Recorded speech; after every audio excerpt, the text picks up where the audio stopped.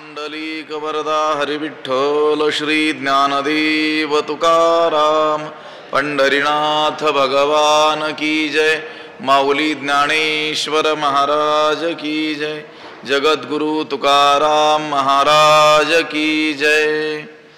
श्री भगवानुवाच बहूनि मे व्यतीतानि जन्मानि तव चार्जुन तान्यहं वेद सर्वाणि न त्वं वेत्थ परन्तप। नमामि सद्गुरुं शान्तं सच्चिदानन्द विग्रहं पूर्णब्रह्मपरानन्दमीशमालन्दी वल्लभम्। नमो सद्गुरु तुकया ज्ञानदीपा नमो सद्गुरु सच्चिदानंद रूपा नमो सद्गुरु भक्त कल्याण मूर्ती नमो सद्गुरु भास्करा पूर्ण कीर्ती।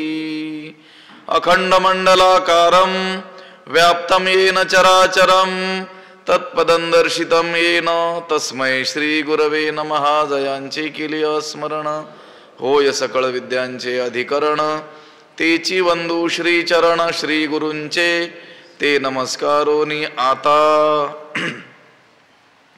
श्री भगवानुवाच बहूनि मे व्यतीतानि जन्मानि तव चार्जुन तान्यहं वेद सर्वाणि न त्वं वेत्थ परन्तप। ग्रंथराज ज्ञानेश्वरीच्या 4थ्या अध्यायाचा विचार आपण करतो आहोत आणि या 4थ्या अध्यायातील 5व्या क्रमांकाचा हा श्लोक आहे।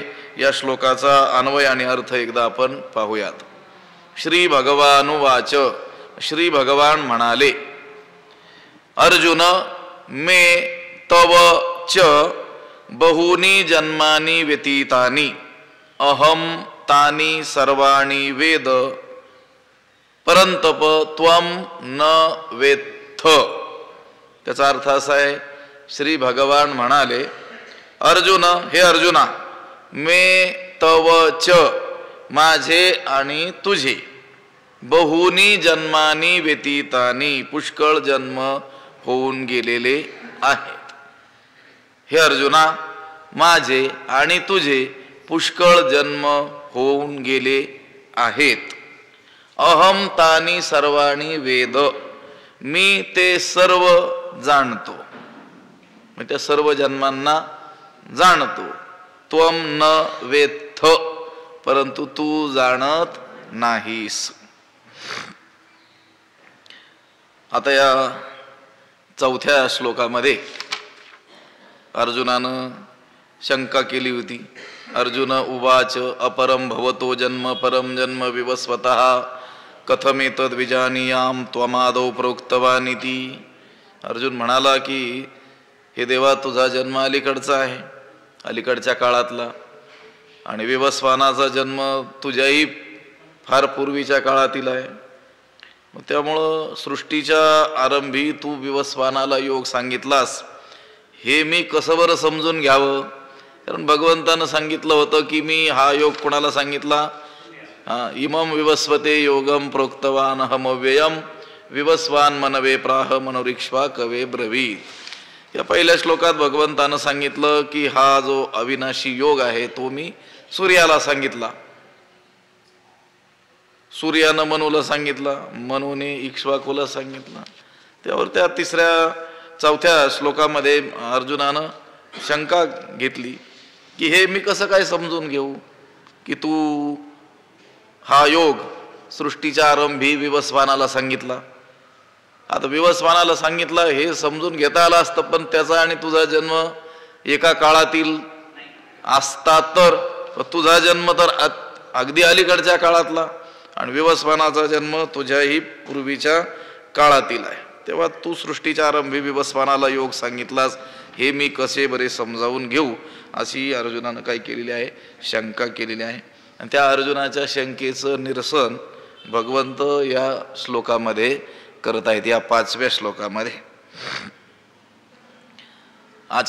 भगवान भाष्यकार शंकराचार्यांनी असं म्हटलेलं आहे की वासुदेव हा भगवान श्रीकृष्ण ईश्वर नाही सर्वज्ञही नाही अशी जी मूर्ख लोकांची शंका आहे तिचा परिहार व्हावा म्हणून अर्जुनानं शंका उपस्थित केलेली आहे. अर्जुनानं जी शंका उपस्थित केली ती कशासाठी केलेली आहे की अज्ञानी लोकांचा असा समज आहे की हा श्रीकृष्ण ईश्वर नाही आणि सर्वज्ञही नाही आहे. तिचं निरसन व्हावं म्हणून अर्जुनानं शंका उपस्थित केली. त्या शंकेचं निरसन, त्या शंकेचा परिहार भगवंतानं या श्लोकामध्ये केलेला आहे. बहुनी मे व्यतीतानी, अर्जुना तुझे व माझे पुष्कळ जन्म होऊन गेलेले आहेत. पुष्कळ, बहुनी मे म्हणजे पुष्कळ, खूपच. त्या सगळ्यांना मी जाणतो, तू जाणत नाहीस. हे पहा, काही लोकांना पूर्वीचं आठवतं, पूर्वजन्माची स्मृती त्यांना या वर्तमान देहामध्ये असू शकते, असते. आपल्या वारकरी संप्रदायाचं जे धर्म मंदिराचं चित्रण एका श्लोकात ज्यांनी केलेलं आहे, बहिणाबाईंनी, तुकाराम महाराजांच्या शिष्या असलेल्या बहिणाबाई, ज्ञानदेवी रचिला पाया उभारिले देवालया, त्याच्यावर शेवट त्यांनी सांगितलं बहिणी फडकती ध्वजा. तुकोबार आहे तर कळस झाले, पण त्या कळसावर ध्वजा जी असते ती ध्वजा कोण आहे? बहिणाबाई आहे. तर त्या बहिणाबाईंना आपल्या मागच्या 14 जन्मांची हकीकत याच्यात सांगितलेली आहे. त्यांनी एका अभंगामध्ये त्यांच्या गाथेमध्ये सांगितलेली आहे.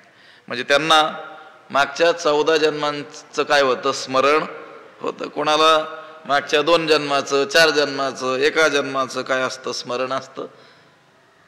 परंतु त्यांना देखील सर्वाणी, भगवंत काय म्हणतात? मी सगळी जाणतो, तुझ्या आणि माझे पुष्कळ जन्म होऊन गेलेले आहेत. अहम तानी सर्वाणी वेद, मी त्या सर्वांना काय करतो? जाणतो. सगळी स्मृती कोणालाही नसते. मी सांगितलं बहिणाबाईंना 14 जन्माची स्मृती होती, कोणाला एखाद दुसऱ्या जन्माची, 4 जन्मांची काय असते? स्मृती असते. योगी पुरुष सुद्धा त्याच्या ठिकाणी असलेल्या अद्भुत शक्तीनं मागचे काही जन्म काय करतो? जाणू शकतो. पण त्याला देखील काय आहे? मर्यादा आहे. त्याला सुद्धा सर्व जन्म आठवत नाहीत. आता आपली तर गोष्ट वेगळीच आहे, आपल्याला कालचीच गोष्ट आठवत नाही. मागच्या जन्मातील गोष्ट सोडूनच द्या, अगदी काल परवाची गोष्ट सुद्धा आपल्याला स्मरत नाही. मग हा जन्म घेताना तर देहच आपण बदललेला आहे, तर मग मागच्या जन्मातील, मागच्या देहातील गोष्ट कशी काय आपल्याला आठवणीमध्ये राहणार? असं सांगतात की अशुभ संस्कार ज्याच्या बुद्धीतून गेलेले आहेत त्याला अधिक स्मरण असतं. अशुभ असलेले संस्कार जे अनंत जन्मामध्ये चित्तावर जडलेले आहेत, ते ज्याच्या बुद्धीतून निघून गेलेले आहेत ना, त्याची स्मृती काय असते? पक्की असते, त्याला अधिक स्मरण असतं. आता संतांना सर्व स्मरण आहे. तुकोबाराय म्हणतात मागे बहुता जन्मी हेची करिता आलो आम्ही, भवता अपश्रमी दुःखे पिढिले निववू त्या. तुकोबाराय म्हणतात याच जन्मात नाहीत, मागच्याही खूप जन्मामध्ये आम्ही हेच करत आलेलो आहोत. या भवदुःखानं तप्त झालेल्या जीवांना निववण्याचं काम, त्यांचा ताप घालवण्याचं काम आम्ही मागच्या अनेक जन्मात करीत आलेलो आहोत. तुकोबाराय म्हणतात जे जे झाले अवतार तुका त्याचे बरोबर, भगवंताचे जे जे अवतार झाले त्यांच्या बरोबर आम्ही आलेलो आहोत. तुका म्हणे तधी होतो आम्ही, त्यांना स्मरण आहे. तसं भगवंत म्हणतो तानी सर्वाणी अहम वेद, त्या सर्व जन्मांना मी जाणतो. हे अर्जुना तुझे आणि माझे पुष्कळ जन्म होऊन गेलेले आहेत, एकच जन्म नाही. कशाचं उत्तर देतात भगवंत याच्यामध्ये? त्या अर्जुनाच्या त्या शंकेचं, की तुझा तर जन्म अलीकडचा आहे, त्या सूर्याचा जन्म तर फार पूर्वीचा आहे विवस्वानाचा, आणि मग त्याला तू योग कसा काय सांगितलास? तर भगवंत म्हणतात अर्जुना ह्या देहात नाही सांगितला, आत्ता तुझ्या समोर जो देह दिसतोय कृष्ण रूपानं, ह्या देहात नाही सांगितला. पण याचा अर्थ एवढाच जन्म असतो असं नाही. आपले कितीतरी काय झालेले असतात, जन्म झालेले असतात. तुझे आणि माझे पुष्कळ जन्म होऊन गेलेले आहेत. त्या सर्व जन्मांना मी जाणतो आणि त्वम न वेत्थ, तू जाणत नाहीस. अहम वेद, मी मात्र त्या सगळ्यांना जाण. आता भगवंत हे कसे आहेत? शुद्ध बुद्ध मुक्त असं चैतन्य स्वरूप, सर्वांतर्यामी सर्वसाक्षी असे असल्यामुळं त्या भगवंताला भूत भविष्य वर्तमान काळाचं ज्ञान अगदी साहजिक आहे. भगवंताला एक समयावच्छेदे करून सर्व प्राणी मात्रांच्या भूत भविष्य वर्तमानाचं ज्ञान असतं. कोणाच्या मनात काय आहे तेही त्याला कळतं. कबीर म्हणतात तसं, त्या चिटी के पैर में घुंगरू बजे तो भी अल्लाह सुनता है. त्याला सगळ्या गोष्टींचं ज्ञान एका वेळेस असतं. सगळ्या प्राणी मात्रांच्या सर्व कर्मांचा तो कोण आहे? साक्षी आहे. त्याला लक्षात ठेवावं लागतं की नाही, कोणी काय केलेलं आहे, त्याला काय फळ द्यायचं आहे. त्याला सगळ्या गोष्टींचं ज्ञान एका वेळेस असतं. म्हणून तो म्हणतो तानी सर्वाणी अहम वेद, त्या सर्व जन्मांना मी जाणतो. भगवंत म्हणतात तुझे आणि माझे पुष्कळ जन्म झालेले आहेत, ते तुला स्मरत नाहीत, पण मला मात्र सर्व गोष्टींचं काय आहे? स्मरण आहे. बहुनी मे व्यतीतानी जन्मानी तव चार्जुन, तान्यहम वेद सर्वाणी नत्वम वेत्थ परंतप. तव श्रीकृष्ण म्हणे पांडुसुता, तो विवस्वतू जयी होता, तै आम्ही नसो ऐसी चित्ता, भ्रांती जरी तुझ. तव श्रीकृष्ण म्हणे पांडुसुता, जयी तो विवस्वतू होता, तै आम्ही नसो ऐसी भ्रांती तुझ चित्ता जरी. तव म्हणजे तेव्हा. श्रीकृष्ण म्हणे, श्रीकृष्ण म्हणाले पांडुसुता हे अर्जुना, जयी तो विवस्वतू होता, ज्यावेळी तो विवस्वान होता, तै आम्ही नसो, त्यावेळी आम्ही नव्हतो, ऐशी भ्रांती तुझ चित्ता जरी, अशी शंका तुझ्या मनाला जर येईल. येणं स्वाभाविक आहे. तो विवस्वान कधी होता आणि हा कधी आहे. म्हणून मग भगवंत म्हणतात की अर्जुना, ज्या काळात तो विवस्वान होता, जयी तो विवस्वतू होता, ज्या काळात तो विवस्वान होता, तै आम्ही नसो, त्या काळात आम्ही नव्हतो. म्हणजे तुला वाटेल मी नव्हतो की काय त्या काळामध्ये, मी त्या काळातही होतो, पण तुला असं वाटेल की ज्या काळात तो विवस्वान होता किंवा त्याचा जन्म ज्या काळात झालेला आहे, त्या काळात हा हे देव कदाचित नसेल, असं तुला कदाचित वाटेल. त्या काळात आम्ही नव्हतो, ज्या काळात तो विवस्वान होता त्या काळात आम्ही नव्हतो, अशी तुझ्या मनात जर काय असेल, भ्रांती असेल, भ्रांती म्हणजे संशय शंका जर असेल, तर त्याचं उत्तर हे आहे की तरी तू गा हे नेणसी, पै जन्मे आम्हा तुम्हासी, बहुते गेली परी न स्मरसी आपुली तू. तरी गा तू हे नेणसी, पै आम्हा तुम्हासी, बहुते जन्मे गेली परी तू आपुली तिये न स्मरसी. तरी जरी आलंय की नाही 41व्या ओवीमध्ये, भ्रांती जरी तुझ. हे अर्जुना, ज्या काळात तो विवस्वान होता त्या काळात आम्ही नव्हतो, अशी भ्रांती जर तुझ्या मनात असेल. मग पुढं म्हणतात तरी, तरी तुगा हे नेणसी, तरी अरे अर्जुना तू हे जाणत नाहीस. पै आम्हा तुम्हासी बहुते जन्मे गेली. काय जाणत नाहीस? की आमचे व तुमचे आजपर्यंत पुष्कळ जन्म झाले. आम्हा तुम्हासी बहुते जन्मे गेली, आमचे व तुमचे जन्म आजवर पुष्कळ होऊन गेलेले आहेत. परी तू आपुली तिये न स्मरसी, परंतु तू आपले ते जन्म स्मरत नाहीस. परंतु तुला ते आपले जन्म आठवत नाही, तुझे जन्म होऊन गेलेले ते काही तुला आठवत नाहीत. बहुते जन्मे गेली. तरी तुगा हे नेनसी, पै जन्मे आम्हा तुम्हासी, बहुते गेली परी न स्मरसी आपुली तू. पुष्कळ जन्म होऊन गेले, कोणत्या ना कोणत्या स्वरूपात प्रत्येक जण म्हणजे हा जीवात्मा नेहमीच काय होत असतोच. आपण आत्ता जन्माला आलो म्हणून आत्ता आहोत, आणि पूर्वी नव्हतो असं नाही आहे. आणि या देहाचं प्रारब्ध संपलं, मृत्यू ओढावला म्हणजे नंतर आपण असणार नाहीत असं नाही आहे. पण ते आपल्याला भ्रांती आहे की हा देह जन्माला आला त्याबरोबरच मी जन्माला आलेलो आहे आणि या देहाच्या नष्ट होण्यानं मी काय होणार आहे, नष्ट होणार आहे. पण असं आहे, हा जीवात्मा भूत भविष्य वर्तमान सर्व काळामध्ये कोणत्या ना कोणत्या स्वरूपात म्हणजे कोणत्या ना कोणत्या देहात असतोच, आत्मस्वरूपे करून तो असतोच. सांगितलं दुसऱ्या अध्यायामध्ये, नत्वेवाहम जातुनासम नत्वन्नेमे जनाधिपाः न चैव न भविष्याम सर्वे वयमतः परम. असं सांगितलं की नाही. तू नव्हतास, आम्ही नव्हतो असंही नाही, पुढे नसणार असंही नाही आहे. म्हणजे पूर्वी होतो, आताही आहोत आणि पुढेही असणारच आहोत. आता प्रत्येक वेळी त्या जीवात्म्याचा जो वेश आहे तो बदलतो एवढंच.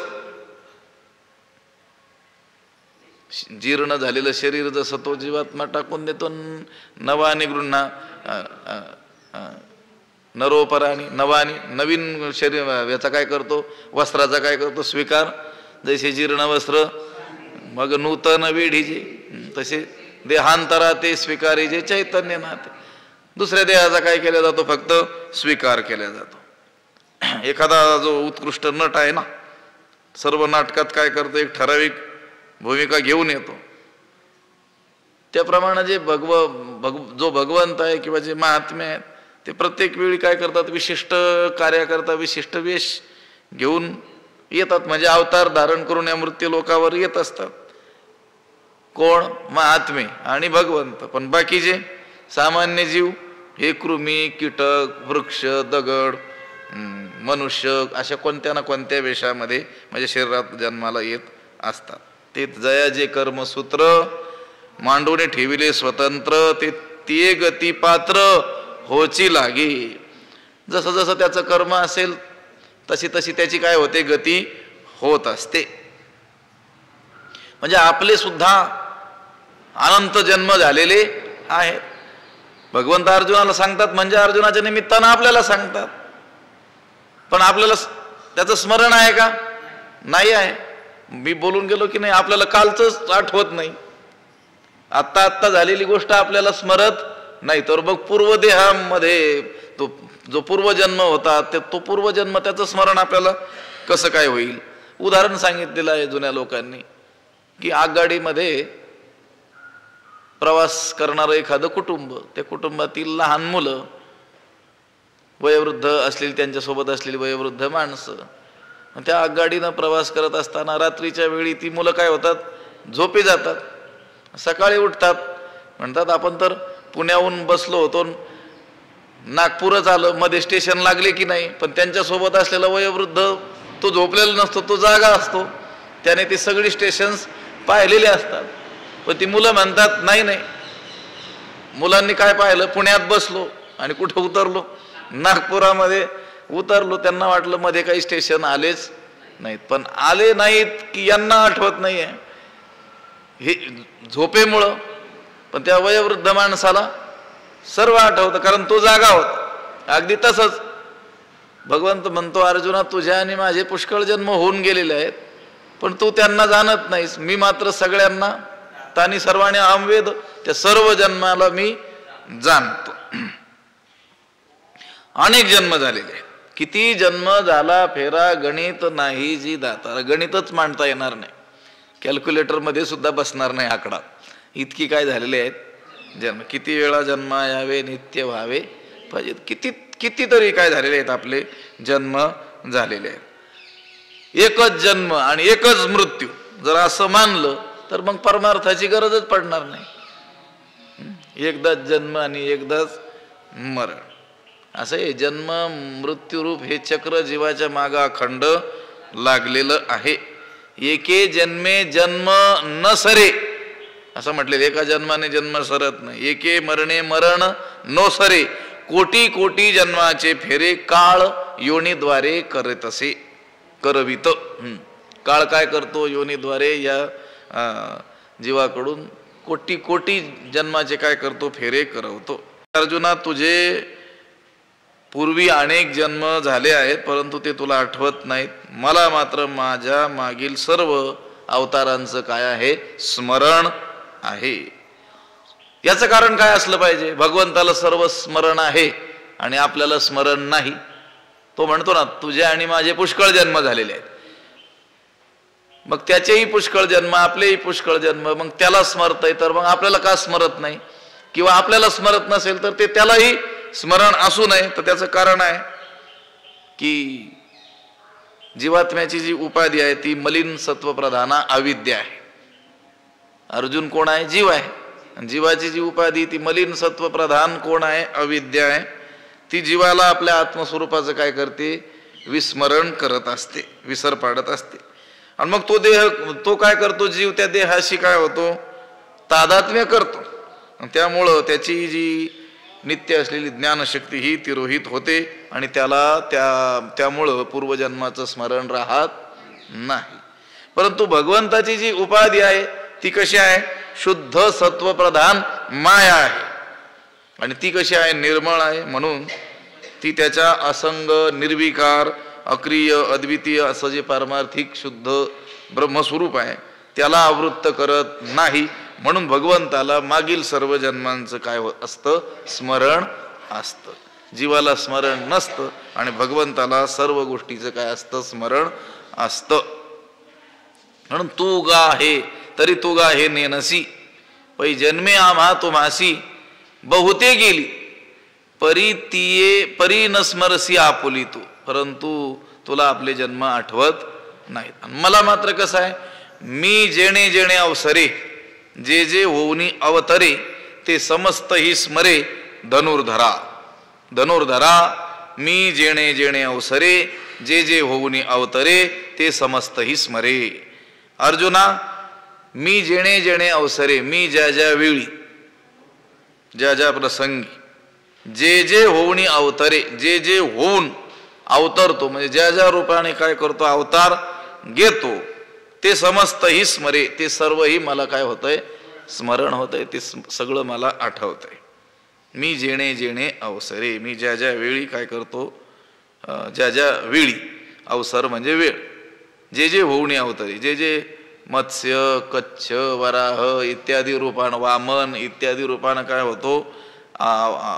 अवतार धारण करतो, त्या रूपानं अवतरतो, ते सर्व मला आठवतं. अवतरे म्हणजे अवतार घेतो, प्रकट होतो, आकाराला येतो, देहधारी होतो. तो वास्तविक देवाचं स्वरूप कसं आहे?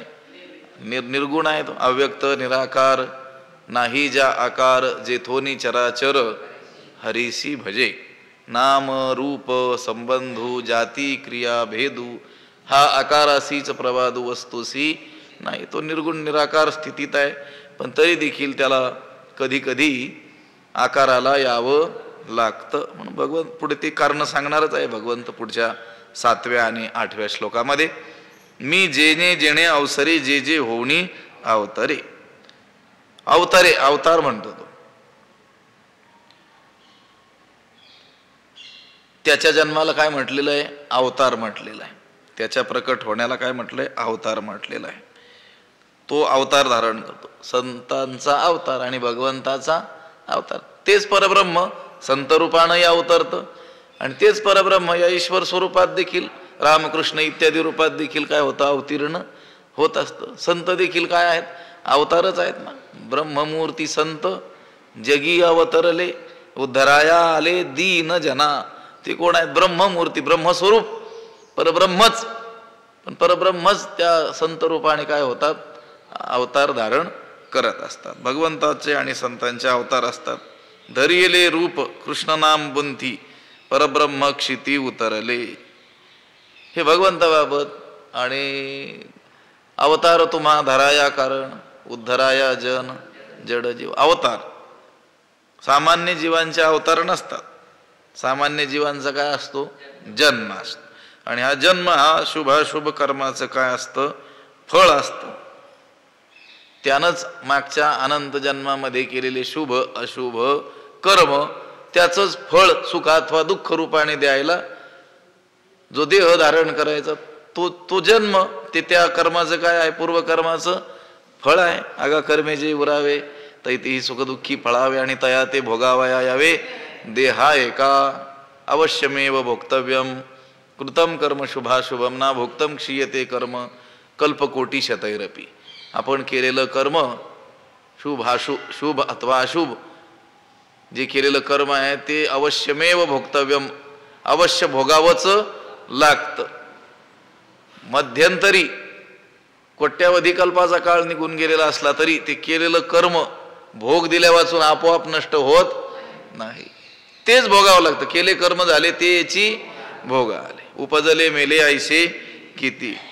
म्हणून मनुष्याचा जन्म आहे, त्याचा काही अवतार नाही. अवतार हा स्वतंत्र आहे, त्याला कधी घ्यायचा तो ठरवू शकतो. जन्म आपल्याला कधी घ्यायचा हे आपण ठरवू शकत नाही. कधी घ्यायचा, कुठे घ्यायचा, कोणता घ्यायचा हे काही आपल्या हातात नाही आहे. नाहीतर मग हे जे पशु आहेत ते कशाला पशु म्हणून जन्माला आले असते. जर हातात असतं तर तेही मनुष्य म्हणूनच काय झाले असते, जन्माला आलेले असते. आणि मनुष्य म्हणून आपण जे जन्माला आलेलो आहोत ते सुद्धा आपल्या जर हातात असतं कुठे जन्म घ्यायचा तर सगळ्यांनी श्रीमंताच्याच पोटी काय केला असता, जन्म घेतला असता. मोठ्यांच्याच पोटी काय केला असता, जन्म घेतला असता. ते म्हटले असते जन्म घ्यायचा तर मग विशिष्ट तिथीलाच घेऊया, आषाढी एकादशीलाच जन्म घेऊया. असं आपल्या हातात आहे का काही नाही. आपण परतंत्र आहोत, कर्म परतंत्र. जीव काय आहे, कर्म परतंत्र आहे. त्याचा जन्म सुद्धा काय कर्म परतंत्र आहे. अवतार मात्र स्वेच्छेनं आहे. ते म्हणतात ना, घेईन मी जन्म याजसाठी देवा तुझी चरण सेवा साधावा. त्यांची इच्छा आहे, स्वेच्छेनं ते काय होत असतात, अवतीर्ण होत असतात. आणि स्वेच्छेनं त्याची काय करतात, समाप्तीही करत असतात. अवतारामध्ये काय आहे, अवतारामध्ये स्वतंत्रता आहे असं आहे. आणि जन्मामध्ये काय आहे, परतंत्रता आहे. कर्म परतंत्रता जन्मामध्ये आहे. परमात्मा हा स्वयंप्रकाश असल्यामुळं तो अंतकरणादी इंद्रिय यांच्या सहाय्या वाचून त्यांचा विषय न होता आपल्या निरुपाधिक स्वरूपाला आपल्या नित्यज्ञानाने जाणतो. म्हणूनच त्याला आपले सर्व जन्म काय होतात, आठवतात. याच्या उलट जीवाचं ज्ञान काय आहे, लुप्त आहे. म्हणून त्याला पूर्वजन्माचं स्मरण नसतं. मी जेणे जेणे अवसरे जे जे होऊनी अवतरे ते समस्त ही स्मरे धनुर्धरा. आता भगवंत प्रत्येक वेळी कुठून अवतार घेतो, कोणत्या स्थितीतून तो आकाराच्या प्रांतात येतो हे पुढच्या श्लोकामध्ये सांगितलेलं आहे. अजोपि सन्नव्ययात्मा भूतानामीश्वरोपि सन् प्रकृतीं स्वामधिष्ठाय संभवाम्यात्म मायया. त्याचा अन्वय आपण पाहूया. अज हा सन अपि, अव्ययात्मा सन अपि, भूतानाम ईश्वरः सन अपि, स्वाम प्रकृतीम अधिष्ठाय आत्ममायया संभवामी. त्याचा अर्थ आहे अजहा सन अपि. भगवंत म्हणतात वस्तुतः वास्तविक पाहता मी अजहा म्हणजे जन्मरहित असून सुद्धा मी कसा आहे, न जन्मणार आहे. अज ज म्हणजे जन्मन, अ म्हणजे नाही. वास्तविक मी कसा आहे, अजन्म आहे, जन्मरहित असूनही. पुन्हा अव्ययात्मा सन अपि. व्यय म्हणजे नाश आणि अव्यय म्हणजे ज्याचा नाश नाही तो भगवंत म्हणतो मी कसा आहे, अविनाशी स्वरूप आहे. मी जन्मरहित म्हणजे अज असून सुद्धा, अव्ययात्मा म्हणजे अविनाशी असून सुद्धा, भूतानाम ईश्वरः अपि सन भूतांचा ईश्वर म्हणजे नियामक नियमन करणारा असून सुद्धा, स्वाम माया स्वाम प्रकृतीम अधिष्ठाय स्वकीय मायेला वश करून तिला ताब्यात ठेवून त्या आत्ममायेया आपल्या मायेच्या योगाने संभवामी मी काय करतो, जन्म घेतो म्हणजे अवतार घेतो म्हणजे देहधारी होतो. तो म्हणतो वास्तविक मी देहधारी नाही आहे, मला जन्मच नाही आहे. असा मी अजन्मा असून सुद्धा, अविनाशी स्वरूप असून सुद्धा, भूतांचा नियामक ईश्वर असून सुद्धा, स्वाम प्रकृतीम स्वकीय मायेला वश करून त्या आपल्या मायेच्या योगानं काय करतो, देहधारी होतो, देहवंत झाल्यासारखा आणि जन्म घेणाऱ्या प्राण्यासारखा मी दिसतो. असं बाकीच्यांनाही वाटतं आता देवाचा काय झाला, जन्म करतो की नाही साजरा आपण कृष्णाष्टमी, कृष्ण गोकुळी जन्मला म्हणतात, लक्षात आलं का, जन्म साजरा करतो. आता जो ईश्वर आहे त्याच्या ठिकाणी धर्म आणि अधर्म यांचा अभाव असताना सुद्धा त्याचा जन्म कसा काय होतो, त्याला जन्म कसा काय प्राप्त होतो, अशी अर्जुनाला शंका येऊ शकते. म्हणून भगवंत या श्लोकात सांगतात की जरी मी अज आहे म्हणजे जन्मरहित आहे, सर्व प्राण्यांचा ईश्वर आहे, नियामक आहे, तरी सुद्धा प्रसंग विशेषी मला आपल्या मायेचा आश्रय करून देहवान झाल्यासारखं करावं लागतं. देहवान झाल्यासारखा, उत्पन्न झाल्यासारखा मी होतो. वस्तुतः या जीवांप्रमाणे, लोकांप्रमाणे मी उत्पन्न होत नाही, तर माझा हा जन्म केवळ माया मात्र असतो, तो काही खरा नसतो. तो म्हणतो अज म्हणजे मी जन्मरहित आहे. भगवंताला जन्म नाही. हे ज्याला जन्म आहे त्याला काय आहे मग, जातस्य हि ध्रुवो मृत्यू, ज्याला जन्म आहे त्याला काय आहे, मरण आहे. भगवंत कसा आहे, अजन्म आहे. कारण त्याला जर जन्म मानलं तर काय मानावं लागेल, मग मरण देखील मानावं लागेल. आहे का देवाची पुण्यतिथी होते का कुठे साजरी आता ती जयंती करतो आपण, तो जन्माला आल्यासारखा त्यानं केलेलं असतं. म्हणून प्राण्यांना तसं वाटतं, जीवांना तसं वाटतं की आता देव काय झालेला आहे, जन्माला आलेला आहे. या राक्षसांनी, दैत्यांनी सर्व भूमंडळाला त्रस्त केलं की मग अनेक ऋषी मुनी देवाकडं गाराणं करतात आणि मग तो अवतार घेतो. मग लोक म्हणतात आता हा देव जन्माला आलेला आहे. रामनवमी राम अवताराला आले, कृष्णाष्टमी कृष्ण काय झाले अवताराला आले. ते आपल्याला तसं वाटतं अवताराला आल्यासारखं. तसं भगवंत म्हणतात मी कसा आहे, अज आहे, जन्मरहित मी आहे. पुन्हा अव्यय आत्मा, अविनाशी स्वरूप आहे. माझ्या स्वरूपे करून मला नाशच नाही आहे. तो भगवंत काय आहे, अविनाश. अविनाश करी आपुल्या ऐसे, लावी मना पिसे गोविंदाचे. तुकोबाराय सांगतात त्या गोविंदाचं पिस मनाला लावा, तो तुम्हाला सुद्धा आपल्यासारखं अविनाशीच करून टाकील. तो अविनाशी आहे. तो म्हणतो अजोपि सन अव्ययात्मा भूतानाम ईश्वरोपि सन, सर्व भूतमात्रांचा मी कोण आहे, ईश्वर आहे, नियामक आहे. असं असून सुद्धा मी काय करतो, स्वाम प्रकृतीम अधिष्ठाय, स्वकीय प्रकृतीला वश करून आत्ममायया संभवामी, त्या माझ्या मायाशक्तीच्या योगाने काय करतो, जन्म घेतो. स्वाम स्वकीय मायेच्या, आपल्या स्वाम या शब्दाला महत्व आहे. ती माया कशी आहे, तो म्हणतो स्वाम माझी माया, त्याच्या ती ताब्यात आहे.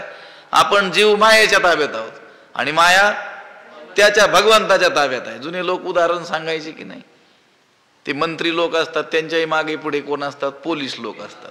आणि कैदी जे असतो जो असतो त्याच्याही मागे पुढे कोण असतात, पोलीसच असतात.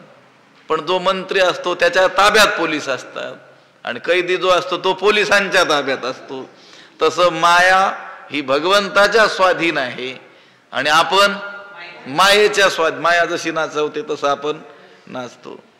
अघटित घटना पटीयसी माया, होत्याचं काय करते, नव्हतं करून टाकते. ती आपल्याला नाचवते आणि भगवंत तिला नाचवतात. कोणाला, त्या मायेला. स्वाम म्हणून ते म्हणतात स्वाम प्रकृतीम, स्वकीय प्रकृतीला वश करून, त्या प्रकृतीला वश करून मग त्या मायाशक्तीच्या योगानं हा जन्मल्यासारखा होत दिसतो. म्हणून हे आघवे मागील मज आठवे, मी अजही परिसंभवे प्रकृती योगी. म्हणून मागील आघवे मज आठवे, मी अजूही परिप्रकृती योगे संभवे. म्हणून भगवंत म्हटले ना, मी जेणे जेणे अवसरे जे जे होऊनी अवतरे ते समस्त स्मरे धनुर्धरा. हे धनुर्धरा, हे अर्जुना, मी ज्या ज्या वेळी जे जे रूप धारण करून अवतरलो ते सर्वच मला आठवतं. का आठवतं? म्हणून हे आघवे मागील मज आठवे. म्हणून मागील आघवे मज आठवे. म्हणून मागचं मला सर्व आठवतं. मी अजूही, मी जन्मरहित असूनही परिप्रकृती योगे संभवे. पण मायेच्या योगाने काय करतो? अवतार घेतो. मायेच्या योगाने जन्माला येतो. म्हणून ईश्वराला आपल्या यथार्थ स्वरूपाविषयी केव्हाही आवरण नाही आहे. त्याला आपल्या स्वस्वरूपाचा कधीही विसर नाही आहे. त्याची उपाधी शुद्ध सत्वगुण प्रधाना माया आहे आणि ती सर्व जगात व्याप्त असल्यामुळं तो सर्वज्ञ आहे. आता आत्मा हा अजन्मा, अविनाशी, अनंत, अव्यय असल्यामुळं आणि भगवान श्रीकृष्ण साक्षात ब्रह्म, ईश्वर, आत्मा ज्याला म्हणा असल्यामुळं भगवान श्रीकृष्णांचा आत्मा जसा अर्जुनाच्या वेळी होता तसाच तो विवस्वानाच्या वेळी देखील होता. तसाच तो पुढेही राहणार आहे. आत्मस्वरूपे करून भगवंत पूर्वी होते, त्या अर्जुनाच्या वेळी आहेत आणि पुढेही राहणारच आहेत. आता आत्म्याची एकदा एकता जर मानली तर भगवान श्रीकृष्ण अर्जुनाच्या वेळी जे उपदेशाचे कार्य करत होते तसेच कार्य पूर्व काळातही करत होते. म्हणून विवस्वानाच्या वेळीही तेच कार्य करत होते. पण अर्जुन हा जीव असल्यामुळं, सामान्य असल्यामुळं त्याच्या लक्षात येणं हे शक्य नाही आहे. त्याला आपल्या स्वरूपाचा काय आहे? विसर आहे. मग भगवंत म्हणतात मागील मज आठवे. म्हणून हे आघवे मागील मज आठवे. मी ईश्वर आहे ना, म्हणून मला मागचं सर्व काही आठवतं. जीवाला आठवू शकत नाही, ईश्वराला मात्र सर्व गोष्टींचं काय आहे? स्मरण आहे. मी अजूही परिसंभवे प्रकृती योगे. मी अजूही, मी जन्मरहित आहे, परिप्रकृती योगे संभवे. पण मायेच्या योगाने मात्र जन्माला येतो. बरं, आता मायेच्या योगाने जन्माला जर तो देव आला तर त्याचं जे अव्ययत्व आहे म्हणजे अविनाशीत्व जे आहे ते कधी नष्ट होईल का? नाही. तो जन्माला आला तरी ते नष्ट होणार नाही.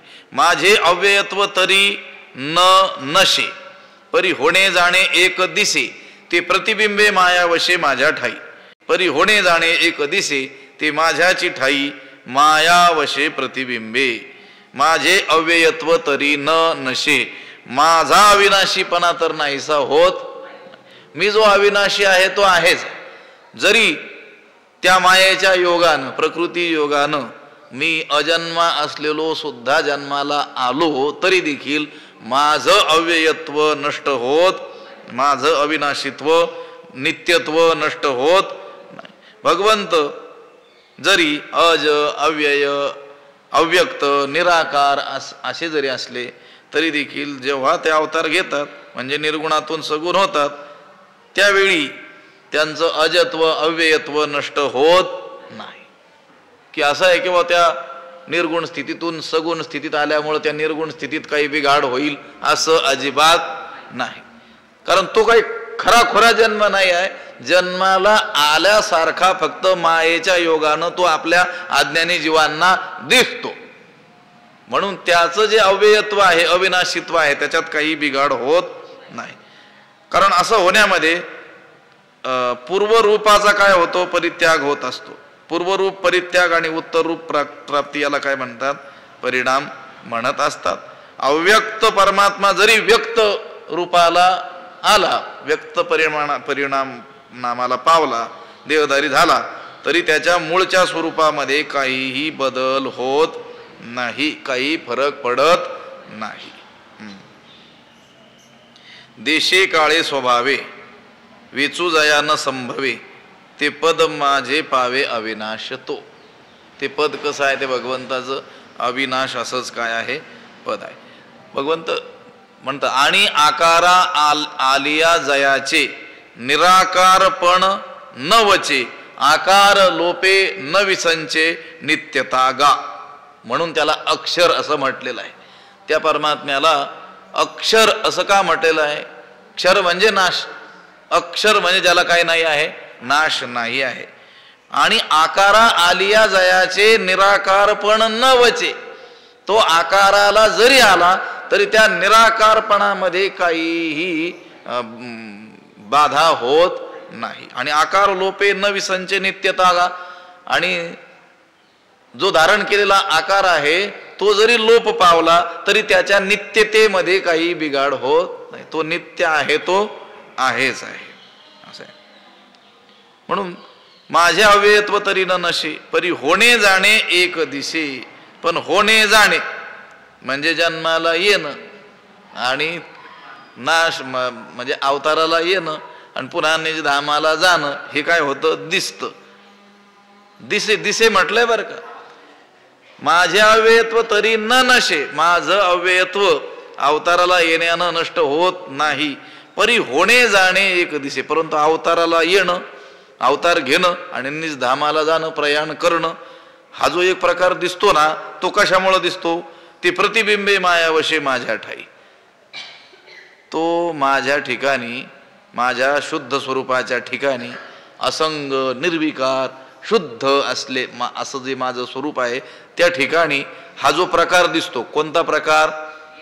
हा होणे आणि जाणे, अवतार घेणं आणि निजधामाला जाणं, हे जे दिसतं कुठं? माझ्या शुद्ध स्वरूपाच्या ठिकाणी.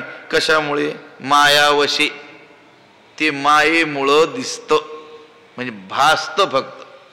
सामान्य जीवांना असं वाटतं की देव अवताराला आला आणि आता निजधामाला गेला. त्या अवताराला येण्यानं आणि निजधामाला जाण्यानं माझ्या मूळ स्वरूपाच्या ठिकाणी कोणताही बिघाड होत नाही.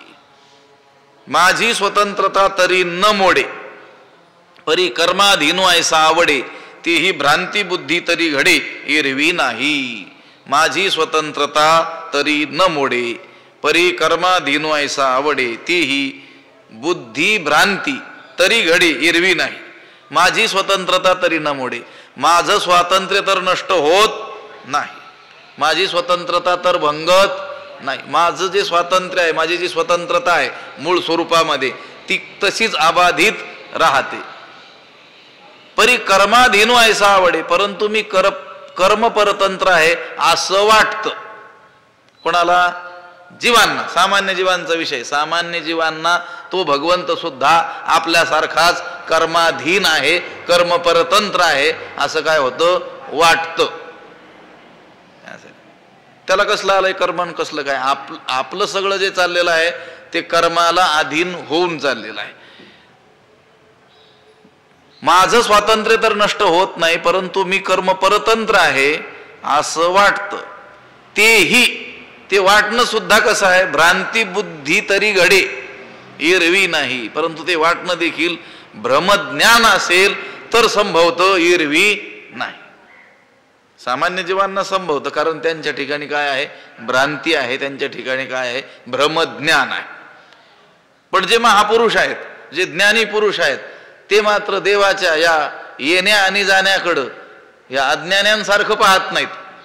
या अज्ञान्यांना वाटतं देव येतो आणि देव जातो. त्या येण्यानं आणि जाण्यानं माझी स्वतंत्रता भंग होत नाही. माझी स्वतंत्रता तर भंग होत नाही, पण लोकांना वाटतं की मी कसा आहे?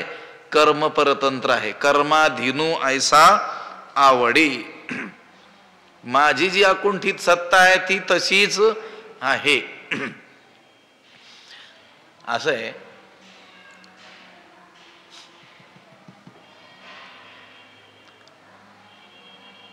काही विशिष्ट हेतून भगवंत सुद्धा अवताराला आल्यानंतर असं दाखवत असतो की मी ही कसा आहे? कर्मपरतंत्र आहे.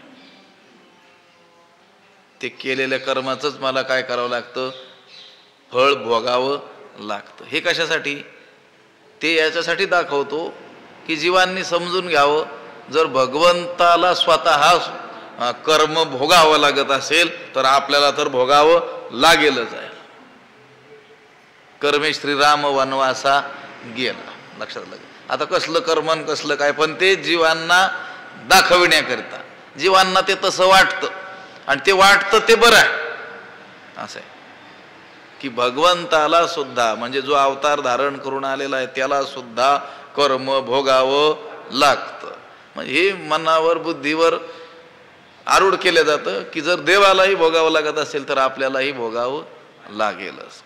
माझी स्वतंत्रता तरी न मोडे परी कर्माधीनो ऐसा आवडे. ते सुद्धा कसं आहे वाटणं, ते देखील ब्रह्मज्ञान असेल तर संभवतं, एरवी नाही. उदाहरण दिलेलं आहे की एकची दिसे दुसरे ते दर्पणाचे नि आधारे. एरवी काय वस्तू विचारे दुजे आहे की एकची दुसरे दिसे ते दर्पणाचे नि आधारे. एरवी वस्तू विचारे दुजे आहे काय की एकची दुसरे दिसे. उदाहरण दिलंय एकची दुसरे दिसे. एकाच म्हणजे एकाच वस्तूचं दुसरं रूप दिसतं. वस्तू एकच पण तिचंच प्रतिरूप दुसरं रूप आपल्याला दिसतं. ते दर्पणाचे नि आधारे. कशाच्या आधारानं? आरशाच्या योगानं. वस्तू किती? एक पण किती दिसते? दोन दिसते. कशाच्या योगानं? आरशाच्या योगानं. एरवी वस्तू विचारे पण त्या मूळ वस्तूचा जर विचार केला, वस्तुतः जर विचार आपण केला तर दुजा आहे काय? तिथं दुसरी वस्तू आहे का? नाही आहे. किती वस्तू आहे? एकच वस्तू आहे. पण त्या आरशाच्या योगानं किती दिसल्या? दोन दिसल्या. हे उदाहरण दिलेलं आहे. पुढे त्याचा सिद्धांत सांगतील की एकची दिसे दुसरे ते दर्पणाचे नि आधारे. एरवी काय वस्तू विचारे दुजा आहे.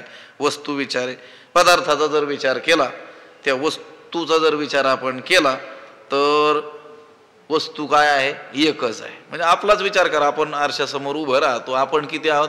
एकच आहोत, मूळचे एकच आहोत. पण आरसा समोर घेतला असता आपलं प्रतिबिंब त्याच्यामध्ये दिसतं आणि त्यामुळं आपण एकाचे किती होतो? दोन होतो.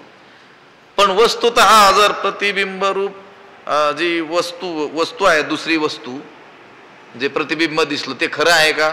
नाही. दर्पणीचे दुसरे भासे परिते असे एकते तुकोबराय म्हणतात. दर्पणामध्ये दुसरं भासतं, प्रतितीला येतं, दिसतं, पण आहे किती? एकच एक आहे. तुका म्हणे रूप नाही दर्पणात संतोषाची मात दुसरे ते. ती वस्तू दर्पणामध्ये आहे का? मग जर एकाचे दोन असतील तर चांगलंच. मग तो एक म्हणेल मी बाजार करून येतो, तोपर्यंत तू घरातलं कामावर. वस्तू किती आहे? एकच आहे. वस्तू विचारे पदार्थाचा जर विचार केला तर तिथं काय आहे? एकच एक आहे. की एकची दिसे दुसरे ते दर्पणाचे आधारे. एरवी काय वस्तू विचारे दुजे आहे. दुसरी वस्तू आहे का तिथे? नाही आहे.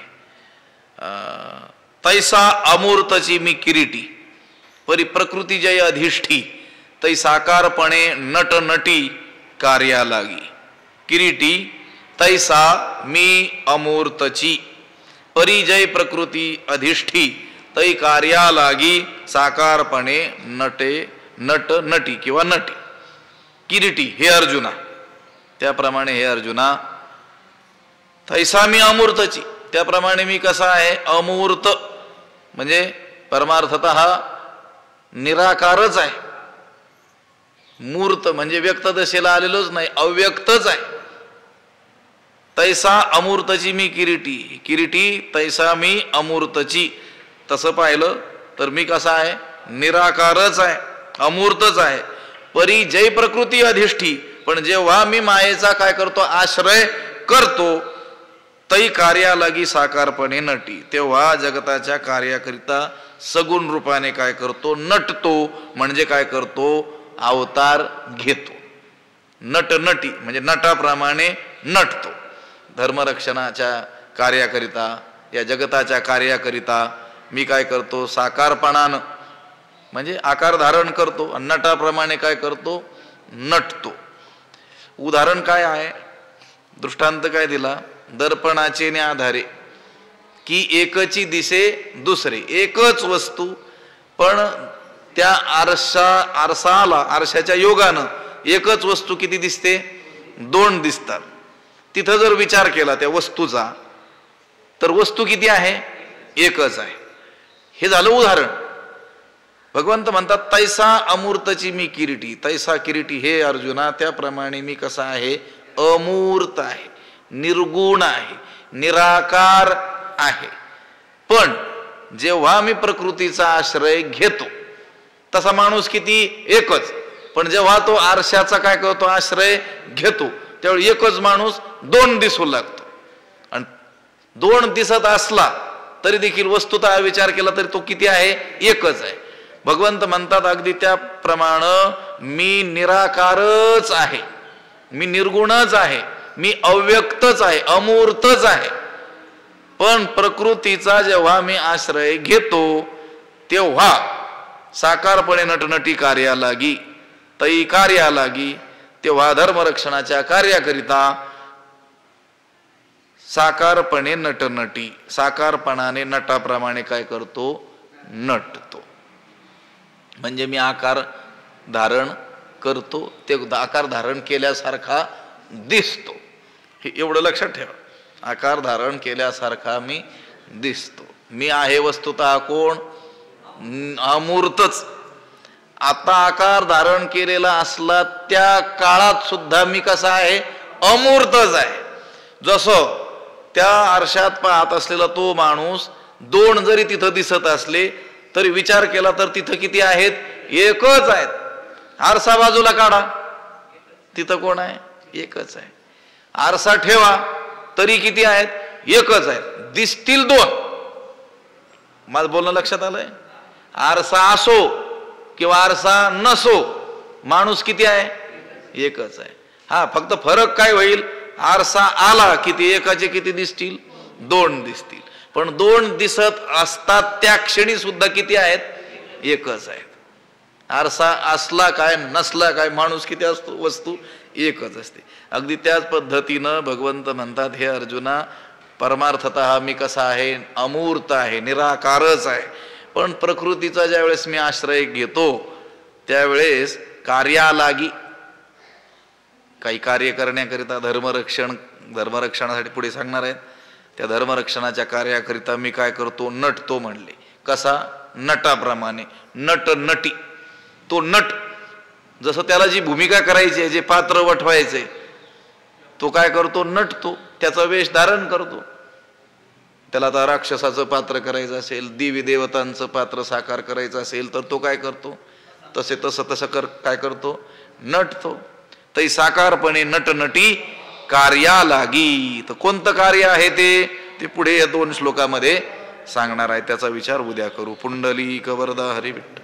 श्री ज्ञानदेव तुकाराम पंढरीनाथ भगवान की जय.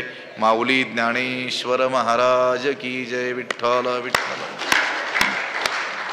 पुंडलिक वरदा हरी विठ्ठल. श्री ज्ञानदेव तुकाराम पंढरीनाथ भगवान की जय. माऊली ज्ञानेश्वर. आता विश्वात्मके देवे येणे वाग्यज्ञे तोषावे. तोषोणी मज द्यावे पसाय दान हे. जे खळांची व्यंकटी सांडो तया सत्कर्मी रती वाढो. भूता परस्परे पडो मैत्र जीवांचे. दुरितांचे तिमिर जावो विश्वस्वधर्म सूर्ये पाहो. जो जे वांछील तो तेला हो प्राणी जात. वर्षत सकळ मंगळी ईश्वर निष्ठांची मांदियाळी. अनवरत भूमंडळी भेटो तया भूता. चला कल्पतरूंचे आरव चेतना चिंतामणीचे गाव.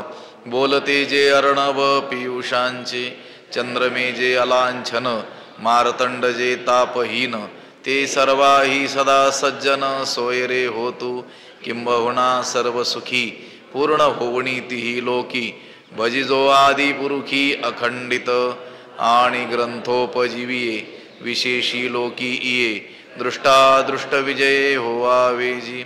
एथ म्हणे श्री विश्वेश्वरावो हा होईल दान पसावो.